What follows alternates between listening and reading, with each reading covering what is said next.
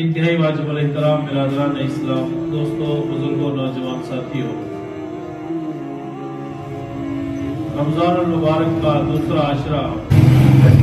اپنے آب و تاب کے ساتھ، اپنی رونقوں کے ساتھ، اپنی برکتوں اور وسعتوں کے ساتھ اللہ تبارک و تعالیٰ کے فضل و کرم سے ہمیں اپنی زندگی میں ایک بار پھر میسر ہو چکا ہے۔ خوش نصیب اور خوش بخت انسان ان مبارک گھڑیوں سے، ان شب و روز سے، ان رات اور دن سے خوب مستفید بھی ہو رہے ہوں گے، اور اللہ کی رحمتوں سے اپنے قلوب کو، اپنے اذہان کو، اپنے اجسام کو بھی معطر کر رہے ہوں گے۔ یقیناً خوش نصیبی اور خوش بختی ہے ایسے انسان کے لیے جو ان قیمتی گھڑیوں کی قدر کرے، ان مقدس لمحات کو اپنی زندگی میں مل جانا اسے غنیمت جانے، اور پھر اپنی زندگی کو ان قیمتی لمحات کے مطابق ڈھالنے کی کوشش کرے۔ یہ مقدس مہینہ اللہ تبارک و تعالیٰ کی طرف سے بہت بڑا انعام ہے۔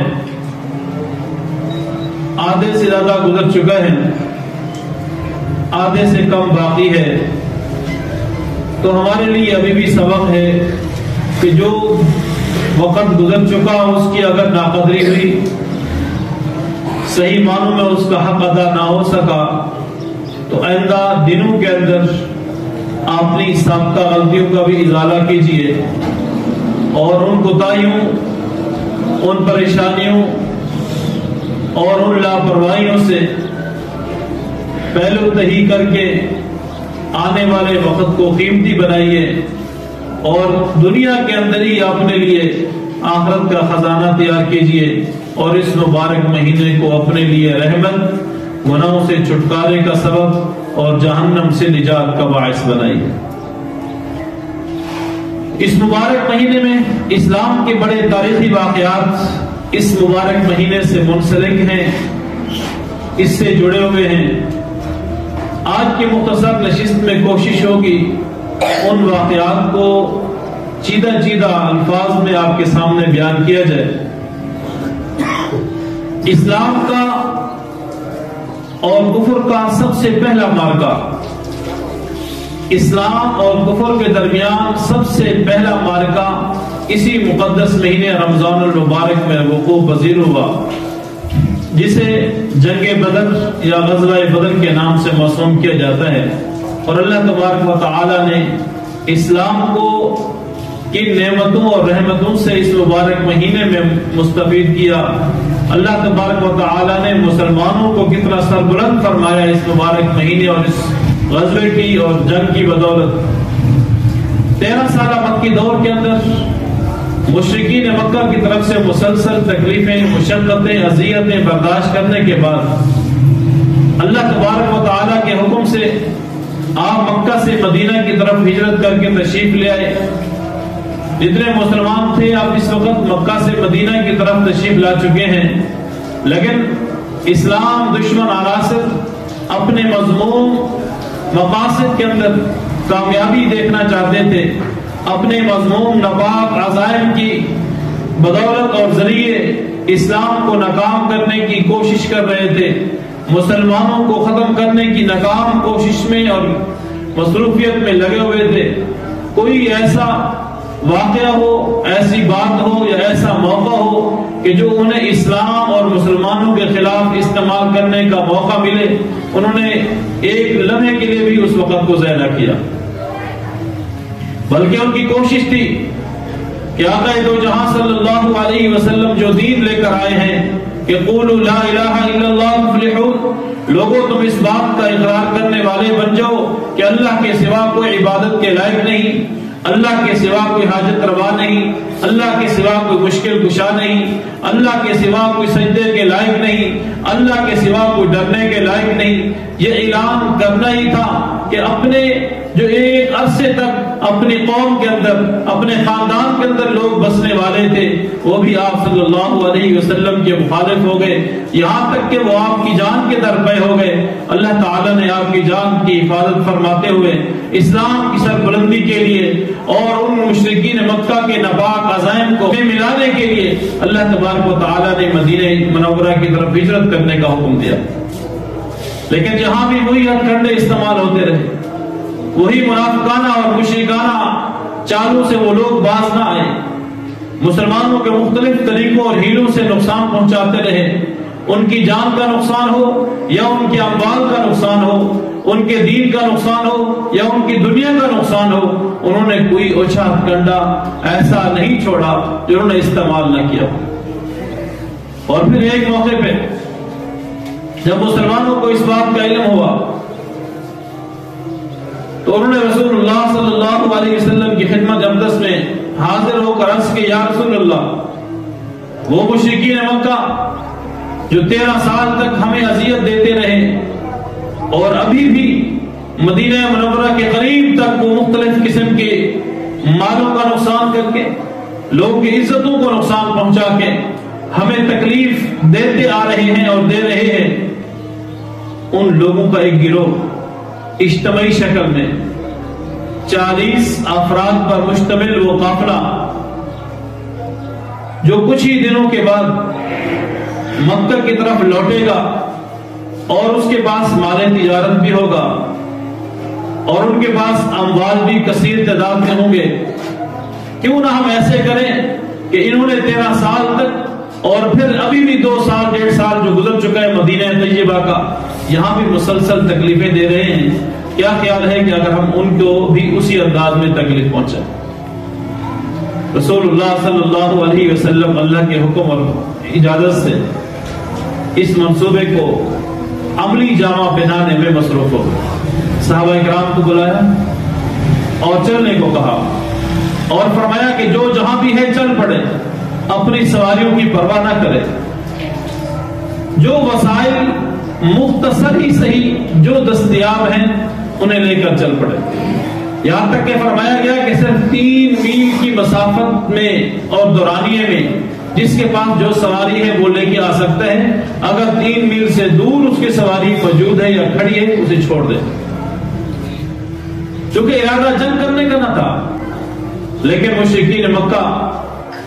جس کی اس وقت سربراہی ابو سفیان کر رہے تھے وہ اس بات سے اور اس منصوبے سے باخبر ہو گئے۔ فوری طور پر انہوں نے مکہ کے مشرکین تک یہ پیغام پہنچایا اور ان کو بتایا گیا کہ مسلمان ہمارے اوپر حملہ آور ہونے کے لیے ہمارے اس قافلے کو لوٹنا چاہتے ہیں، ہمارے ساتھ جنگ کرنا چاہتے ہیں۔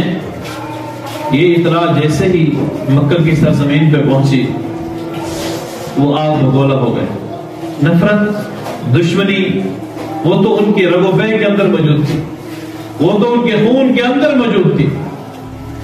اسلام کے ساتھ دشمنی مشرکین مکہ کے ایک ایک بچے کے دل کے اندر موجود تھی۔ تو جیسے ہی انہوں نے یہ بات سنی کہ مسلمان ہمیں مارنا چاہتے ہیں، ان کو اپنے وسائل کا گھمنڈ تھا اور اپنے ہتھیار کا گھمنڈ تھا، ان کے پاس جو اسلحہ تھا اس کا ان کو تکبر تھا، ان کو فخر تھا، اور وہ جانتے تھے کہ ہم تو کثیر تعداد میں ہیں، مسلمان تو مٹھی بھر ہیں، وہ ہمارا کیا مقابلہ کر سکتے۔ ابو جہل اس کی ذریت اور اس کے رؤسائے مشرکین سارے کے سارے جمع ہو کر مدینہ منورہ کی طرف چہل قدمی کرتے ہیں، اور ادھر مسلمان جب وہاں پہنچتے ہیں تو اس وقت تک وہ قافلہ جو شام سے مکہ کی طرف جانے والا تھا وہ اس حدود سے نکل چکا تھا۔ یہ اللہ کی مرضی تھی، اللہ کا فیصلہ تھا۔ جب مسلمانوں کو بتایا گیا، رسول اللہ صلی اللہ علیہ وسلم نے ایک اور مشورہ طلب فرمایا، مسلمانوں کو بلایا، اکٹھا کیا کہ وہ قافلہ جس کی غرض سے ہم مدینہ سے نکلے تھے وہ ہم سے چلا گیا، وہ ہم سے چھوٹ گیا ہے، اب آپ کا کیا ارادہ ہے؟ کیا آپ جنگ کے لیے تیار ہیں کیونکہ اس سے پہلے جنگ کا کوئی ارادہ نہ تھا. تو سیدنا صدیق اکبر رضی اللہ تعالیٰ عنہ کھڑے ہوئے اور عرض کیا یا رسول اللہ ہم بالکل تیار ہیں، آپ جہاں کہیں گے ہم تیار ہیں، جو فیصلہ آپ کریں گے ہمیں منظور ہوگا. دوبارہ پھر آپ نے ارشاد فرمایا. ایک اور صحابی کھڑے ہوئے، پھر ایک مرتبہ ارشاد فرمایا، اور صحابی کھڑے ہوئے، لیکن آپ مسلسل پوچھتے جا رہے ہیں. 3 مرتبہ جو اصحاب کھڑے ہوئے وہ تینوں کے تینوں مہاجرین میں سے، یعنی کہ ان کا تعلق مکہ کے ساتھ تھا، وہ تینوں مہاجر تھے. اور آپ صلی اللہ علیہ وسلم ایک مرتبہ پھر ارشاد فرماتے ہیں کہ آپ کا کیا ارادہ ہے جنگ کے لیے. تو صحابہ اکرام یقیناً سمجھ گئے کہ یہ بار بار یہ سوال کیوں کیا جا رہا ہے. تو ایک انصاری صحابی کھڑے ہو گئے، انہوں نے جو اس وقت انصار کے سردار تھے اور ان کو لیڈ کر رہے تھے، انہوں نے کہا کہ یا رسول اللہ ہم تو یہ چاہ رہے تھے کہ مہاجرین چونکہ قربانی والے ہیں، بڑے ہیں، باعث عزت اور اکرام کے لائق ہیں، جو ان کا فیصلہ ہوگا وہ ہمارا بھی ہوگا. لیکن آپ کا بار بار پوچھنا اور اصرار کرنا شاید اس وجہ سے ہے کہ انصار میں سے بھی کوئی رائے دے. کیونکہ انصار نے جب آپ صلی اللہ علیہ وسلم کو مکہ سے نکلنے کے لیے مدینہ کی طرف دعوت دی تھی تو ایک بات کا معاہدہ کیا تھا کہ ہم آپ کی مدینہ میں حفاظت کریں گے، آپ کے دین کی حفاظت کریں گے، دین کی اشاعت ہوگی، دین کا پرچار ہوگا، آپ کا مشن، آپ کا موقف، آپ کے نظریے کو پائے تکمیل تک پہنچانے کی ہم کوشش کریں گے. لیکن وہ بات مدینہ کی حدود تک تھی. اب چونکہ مدینہ سے نکلنے کا معاملہ آ گیا تو آپ صلی اللہ علیہ وسلم انصار کی رائے لینا چاہ رہے تھے. تو انصار نے، ان کے جو بڑے سردار تھے وہ کھڑے ہو گئے، انہوں نے کہا یا رسول اللہ آپ فیصلہ کیجئے، آپ فیصلہ کیجئے. بڑے جوش و جذبے کے اندر انہوں نے کچھ جملے ارشاد فرمائے کہ وہ تاریخ کے اندر بھی اور احادیث کے الفاظ کے اندر بھی نقش ہو چکے ہیں. حضرت سعد بن معاذ رضی اللہ تعالیٰ عنہ فرماتے ہیں کہ یا رسول اللہ آپ کو اللہ کی طرف سے جو حکم ہوا وہ فیصلہ کیجئے، ہمیں موسیٰ کے ماننے والوں میں شمار نہ کیجئے. کہ جب حضرت موسیٰ علیہ السلام کو اللہ نے بنی اسرائیل کے خلاف لڑنے کا حکم دیا تو حضرت موسیٰ علیہ السلام نے اپنے حواریوں سے پوچھا کہ مجھے اللہ نے مشرکین کے ساتھ، اس وقت کے جو مشرک تھے، کافروں کے ساتھ جہاد کرنے کا حکم دیا، آپ کی کیا رائے ہے؟ ان کے ماننے والوں نے جو جملہ کہا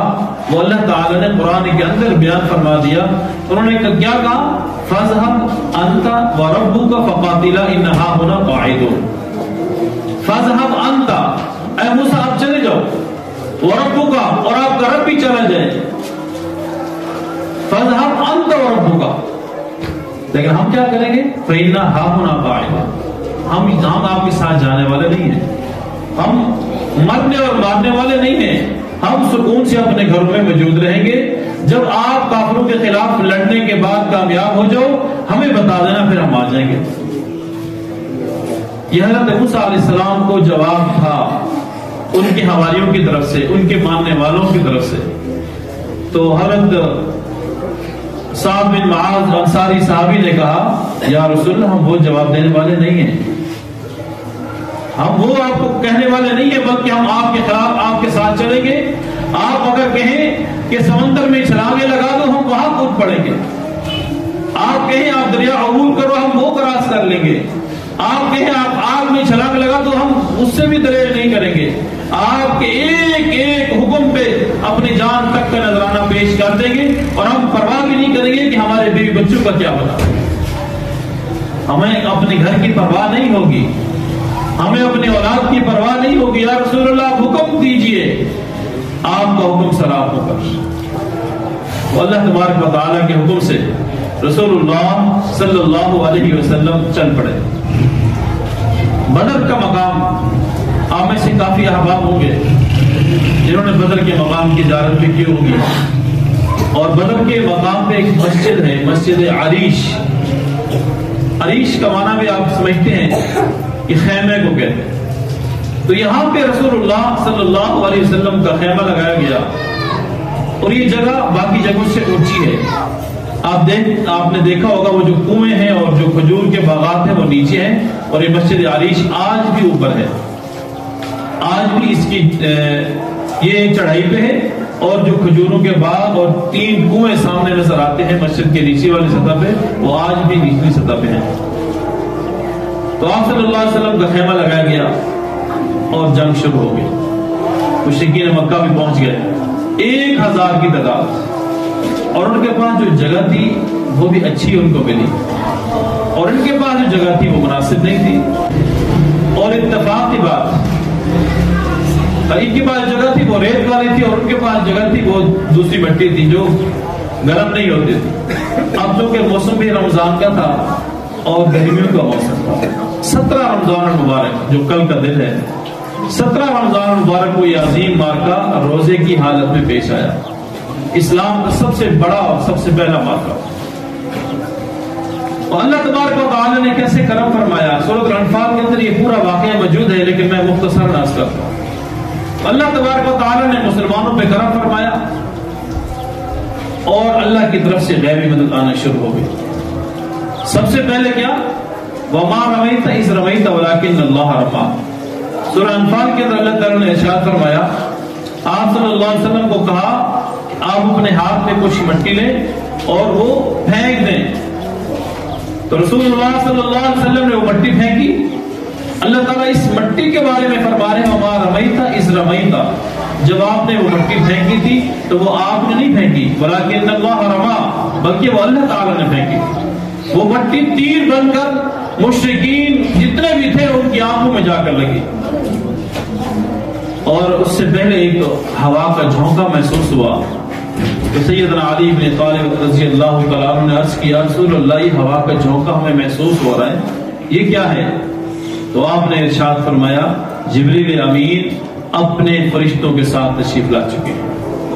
اور قرآن کریم کے اندر آتا ہے 3000 اور 5000 فرشتے بدر کے مسلمانوں کی مدد کے لیے آئے، اور الحمدللہ اللہ تبارک و تعالی نے یوم فرقان اسے بنا دیا، حق اور باطل کے درمیان تفریق والا دن بنا دیا، اور اللہ تبارک و تعالی نے مسلمانوں کو فتح نصیب فرمائی، باوجود ہے کہ تعداد بھی کم تھی، باوجود ہے کہ وسائل بھی نہیں تھے، غریب لوگ تھے، فقیر لوگ تھے، کچھ سواریاں بھی نہیں تھی، ہتھیار بھی نہیں تھے، اور اس طرف سواری بھی تھی، ہتھیار بھی تھے، تعداد بھی تھی، وسائل بھی تھے اور طاقت بھی تھی، اور ایک طرف کمزور لوگ ایک طرف طاقتور لوگ، لیکن اللہ تعالیٰ نے اسلام کو اور مسلمانوں کو فتح نصیب کر دی تھی۔ 70 کافر مردار ہوئے اور 70 کو گرفتار کیا گیا، اور مسلمان صرف 14 شہید ہوئے۔ اللہ تعالیٰ نے یہ مارکہ بھی رمضان میں نمودار کیا۔ یہ 2 ہجری کا واقعہ ہے، پھر یہ چلتا چلتا آگے 3 ہجری 4 5 6 7 8 فتح مکہ کا موقع آتا ہے، وہ عظیم مارکہ بھی اور اسی مبارک مہینے میں ہوا، اور اس کے بارے میں بھی 17 تاریخ کا واقعہ بھی آتا ہے، ایک ہی دن کا واقعہ ہے لیکن سالوں کا فرق ہے، وہ بھی بڑا عظیم واقعہ ہے جو اس مبارک مہینے سے جڑا ہوا ہے۔ فتح مکہ سے پہلے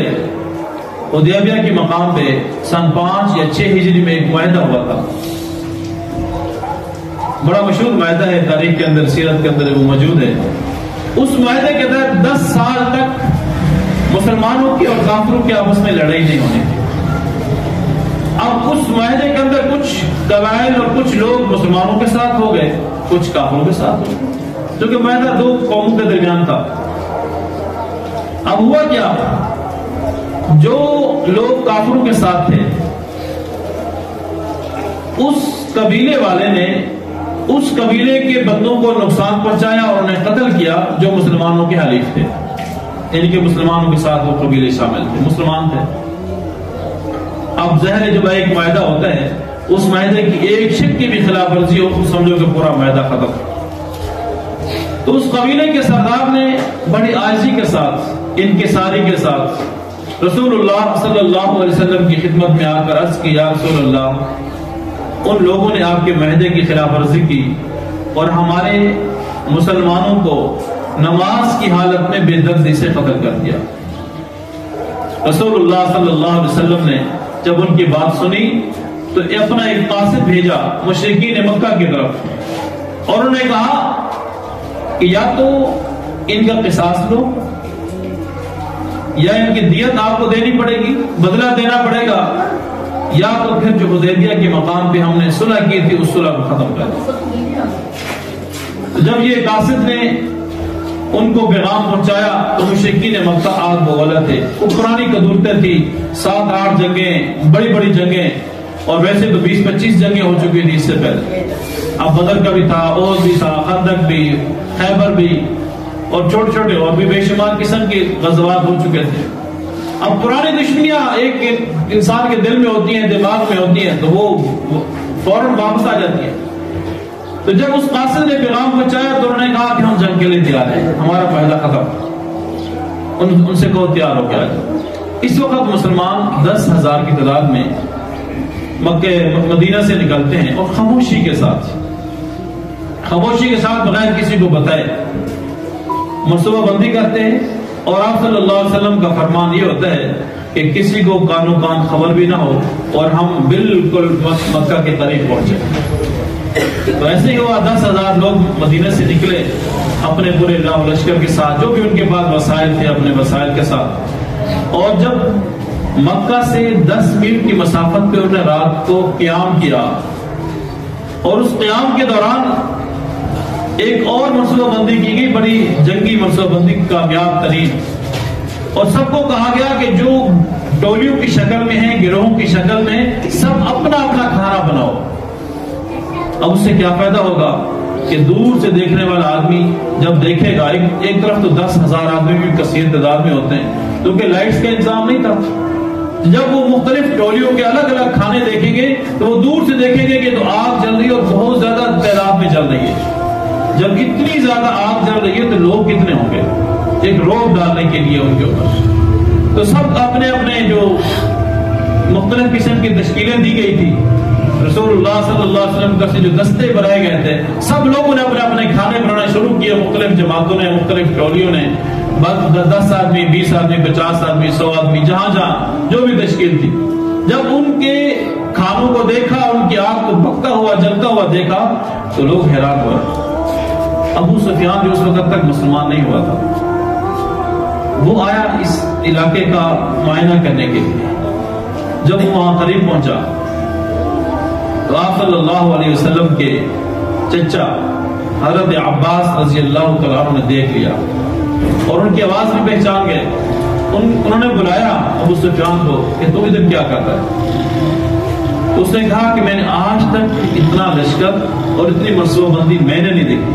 حالانکہ وہ خود بہت بڑا کافر تھا۔ غزوہ بدر کے اندر وہ سربراہی کر چکا تھا، احد کے اندر بھی وہ میدان میں آ چکا تھا، خندق کے اندر بھی آ چکا تھا، یعنی بڑے بڑے مارکوں کا وہ سربراہ تھا، مشرکین کا بڑا تھا، اور ابھی تک مسلمان نہیں ہوا تھا۔ جس وقت اس نے وہ لشکر دیکھا تو ایک روب طاری ہو گیا۔ حضرت عباس نے کہا کہ ابھی بھی تیرے پاس وقت ہے تو کلمہ پڑھ لو۔ اس نے کہا ٹھیک ہے میں کلمہ پڑھ لوں۔ وہ فوراً آیا اور آپ صلی اللہ علیہ وسلم کے ہاتھ پہ بیعت کی اور کلمہ پڑھ لیا، باقی اعمال نہیں کیے، اور وہ چل پڑا۔ تو اس کے بعد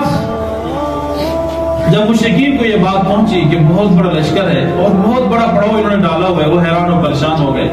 وہ منصوبہ بندی کرتے کرتے کیا کرتے اس وقت وہ مبہوت ہو گئے، حواس باختہ ہو گئے۔ تو رسول اللہ صلی اللہ علیہ وسلم اپنی فوج کو لے کر، اپنے مجاہدین کو لے کر جب مکہ کی سرزمین میں پہنچے تو 3 قسم کا اعلان کرتے۔ سب سے پہلا اعلان کہ جو ابو سفیان کے گھر میں داخل ہو گیا وہ امان میں ہے۔ اس سے پہلے آپ نے ارشاد فرمایا کہ کسی کے مال کو نقصان نہیں پہنچانا، کسی کی عزت کو نقصان نہیں پہنچانا، عورتوں اور بچوں کو نقصان نہیں پہنچانا، اور کوشش کرنی ہے نقصان کم سے کم ہو۔ ہم نے اعلاء کلمت اللہ کے لیے یہاں آنا ہے، اپنے دشمنی مٹانے کے لیے نہیں۔ ہمارا مقصد کسی کو مارنا نہیں، ہمارا مقصد کسی کو نیچا دکھانا نہیں، ہمارا مقصد اللہ کے دین کو غالب کرنا ہے۔ اور اللہ کا بھی یہی فرمان ہے کہ جہاد کا جو بنیادی مقصد ہے اعلاء کلمت اللہ ہے، اللہ کے کلام کو، اللہ کی بات کو، اللہ کی دعوت کو اور اللہ کے دین کو پوری دنیا پہ غلبہ دکھانا ہے۔ تو انہوں نے کہا کہ اس طرح تکلیف خام خانے پہنچا،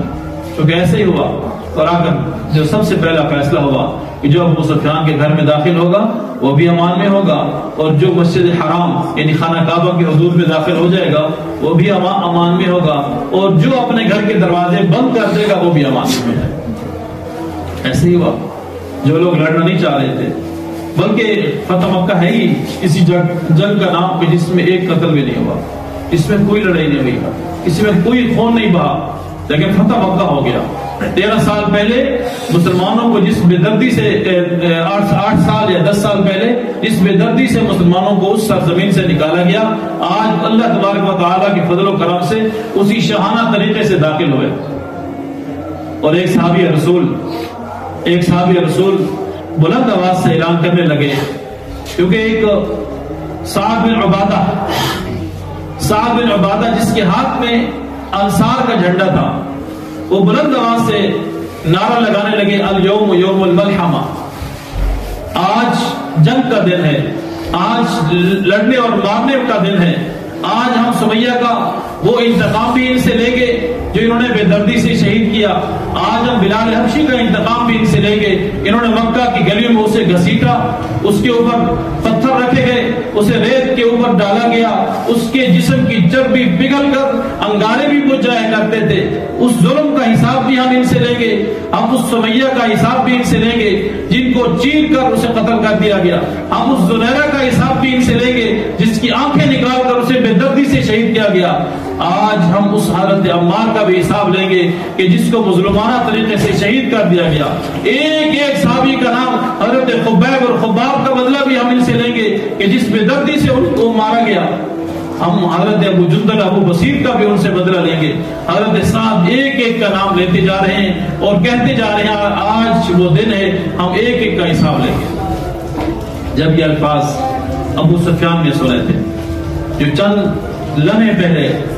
ابو سفیان تھا، اب اللہ کے حکم سے انہیں حضرت ابو سفیان رضی اللہ تعالیٰ عنہ کہنا پڑا، یقیناً یہ اللہ کا فیصلہ تھا، اللہ کے دین میں جب وہ شامل ہو گئے تو وہ ہمارے لیے حضرت بھی ہیں، ہمارے لیے قابل احترام بھی ہیں۔ تو حضرت ابو سفیان نے حضور صلی اللہ علیہ وسلم کی خدمت میں آ کر عرض کیا، یا رسول اللہ یہ ساتھ کو دیکھیں کتنے سخت الفاظ استعمال کر رہے ہیں۔ تو اس وقت ایک لیڈر کو کیا کہنا چاہیے؟ آپ کا مکمل اختیار ہے، آپ بلا شرکت غیر اس ملک پہ حاکم بن چکے ہیں، کوئی آپ کو روکنے ٹوکنے والا نہیں۔ اس وقت مکمل اختیار رسول اللہ صلی اللہ علیہ وسلم کے پاس ہے، مدینہ کا بھی مکہ کا بھی، سمجھو کہ پوری عرب سرزمین کا۔ لیکن جب ان کے سامنے یہ بات رکھی گئی ایک عام مسلمان نے، تو آپ نے یہ نہیں کہا ابو سفیان تو ابھی مسلمان ہوا ہے، تیری کیا اوقات ہے اس کی شکایت کرنے کی، تو ابھی یہ لاہ و لشکر دیکھ کے مسلمان ہوا ہے، تو یہ فوجی دیکھ کر مسلمان ہوا ہے، تو ہمارا یہ روب اور دبدبہ دیکھ کر مسلمان ہوا ہے، ساتھ تو پرانا مسلمان ہے، ساتھ تو اس مظلومانہ دور کا مسلمان ہے جس وقت ہمارے پاس نہ مکہ میں رہنے کی جگہ تھی نہ مدینہ میں رہنے کی جگہ تھی۔ حضور نے یہ نہیں کہا، نئے اور پرانے کی بات نہیں کی، جو بھی حضور کی خدمت میں آ گیا وہ نیا ہے، پرانا ہے، وہ قابل احترام ہے۔ اب صاحب کو بھی یہ نہیں کہہ سکتے تھے کہ صاحب یہ الفاظ نہ کرو، آپ غلط کر رہے ہو۔ اب دونوں کو خوش کرنے کے لیے آپ صلی اللہ علیہ وسلم نے حضرت سعد بن عبادہ کو بلایا کہ سعد بیٹا آ جاؤ۔ حضرت سعد حضور کی خدمت میں حاضر ہوئے، آ کر عرض کرنے جی حضور فرمائیے، تو آپ نے فرمایا ایک لفظ کو آگے پیچھے کر لو، آپ کہہ رہے ہو نا الیوم یوم الملحمہ، آپ لام کی جگہ پہ را کو لگا دو اور ہا اور لام کو آگے پیچھے کر لو، اور آپ کہو الیوم یوم المرحمہ، ملحمہ نہ کہو، لام کا استعمال نہ کرو، را کا کرو، تو اس میں کتنی اچھی بات ہوگی۔ ملحمہ کا مطلب جنگ کا دن ہے، لڑائی کا دن ہے، خون ریزی کا دن ہے، اور مرحمہ کا مطلب آج رحم کرنے کا دن ہے، آج معاف کرنے کا دن ہے۔ اور پھر جو جھنڈا ان کے ہاتھ میں تھا وہ جھنڈا ان سے لے کے ان کے بیٹے کو دے دیا۔ اب باپ کا جھنڈا اگر بیٹے کے پاس ہو تو وہ باپ کی حوصلہ شکنی نہیں، بلکہ اس بیٹے کی حوصلہ افزائی کی وجہ سے باپ بھی خوش ہوتا ہے کہ اس آدمی نے، آپ صلی اللہ علیہ وسلم نے یا کسی بھی بڑے آدمی نے میرے بیٹے کی حوصلہ افزائی کی، بہت خوش ہو گئے۔ ابو سفیان بھی خوش ہو گئے، حضرت سعد بن عبادہ بھی خوش ہو گئے۔ اور اس دن آپ نے کیا ارشاد فرمایا؟ خوبصورت جملہ، سب سے پہلے آپ نے حرم پاک کی صفائی کرائی، حرم پاک کا دروازہ کھولا گیا، دروازے کی چابی جس خاندان کے پاس آج ہے اس وقت بھی اسی خاندان کے پاس تھی۔ اس کو بلایا گیا، عثمان غالباً اس کا نام تھا، اس کو بلایا گیا، اس کو کہا کہ چابی دے دو۔ یہی وہ شخص تھا جس کو آپ صلی اللہ علیہ وسلم نے کچھ سال پہلے جب اس سے چابی مانگی تو اس نے دینے سے انکار کر دیا، اور آپ نے ارشاد فرمایا کہ اگر ایک وقت ایسا آئے کہ میں اس مکہ کے اوپر اور خانہ کعبہ کے اوپر میرا غلبہ ہو جائے، میں آپ سے چابی لوں، پھر ہو سکتا ہے میں آپ کو واپس کروں یا نہ کروں۔ تو یہ شخص کہنے لگا کہ مجھے یقین نہیں تھا کہ یہ آدمی صحیح کہہ رہا ہے یا غلط کہہ رہا ہے، چابی بردار ہم ہیں، اس خانہ کعبہ کے مالک ہم ہیں، مکہ کے مالک ہم ہیں، یہ آدمی اس چابی کو لینے والا مالک کب کیسے بنے گا؟ تو فرمایا کہ اس نے جب میں نے اسے چابی مانگی، اس کو کہا کہ چابی دے دو، تو وہ آپ کی خدمت میں حاضر ہو کر کہنے لگا، یا رسول اللہ آپ نے چند سال پہلے مجھے یہ الفاظ کہے تھے، مجھے یقین نہیں آ رہا تھا کہ یہ چابی مجھ سے کوئی اور آدمی لے سکتا ہے، آج آپ نے ثابت کر دیا، یہ مجھے چابی دینی پڑ گئی۔ لیکن اس وقت حضرت علی رضی اللہ عنہ کھڑے ہو گئے اور کہا کہ یا رسول اللہ ہمارے خاندان کے پاس حاجیوں کو پانی پلانا، حاجیوں کی خدمت ہے، تو یہ چابی بھی ہمیں دے دے۔ تو آپ نے فرمایا نہیں،